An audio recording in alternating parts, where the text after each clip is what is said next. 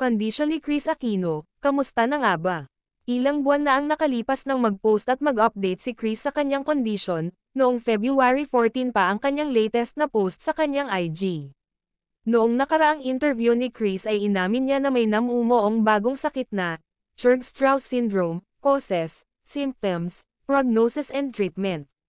March 15, 2024, ay nagbigay ng pahayag si Mark Lavoste tungkol kay Kris Aquino. Sabi niya, ipinagpaliban niya ang kanyang pagkakulong sa ospital ng UCLA. While I was still there, nagkaroon ng COVID alert sa mga medical facilities. Kaya naman napagdesisyonan kong umuwi muna kasi waiting time. But anytime that she needs me to be in Los Angeles, syempre, I'll give it my utmost priority, he said.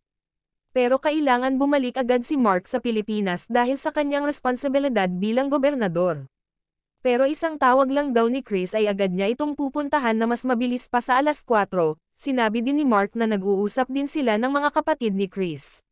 Sabi pa ni Mark, nagsasalitin din kami ng mga sisters niya, ibang kaibigan, para hindi sabay-sabay.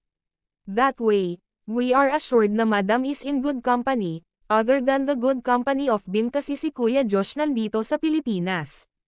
Dagdag ni Mark, na hindi maalis sa isip nila ang mag-alala para kay Kris, hindi daw nila pinapakita ang mga nakikita nilang paghihirap ni Kris na lumalaban sa kanyang sakit, pero at the same time ay naging mas malakas daw sila dahil kung si Kris nga ay lumalaban na siya mismo ang nakakaranas ng sakit, paano pa kaya sila? Kailangan daw ni Kris ng karamay kaya hindi nila ito pinapakita sa actress TV host. Sa kondisyon ni Kris ngayon ay mas minabuti daw ng mga pamilya at kaibigan ni Kris na tanggapin ang totoo dahil, anumang oras ay pwede itong bawian ng buhay.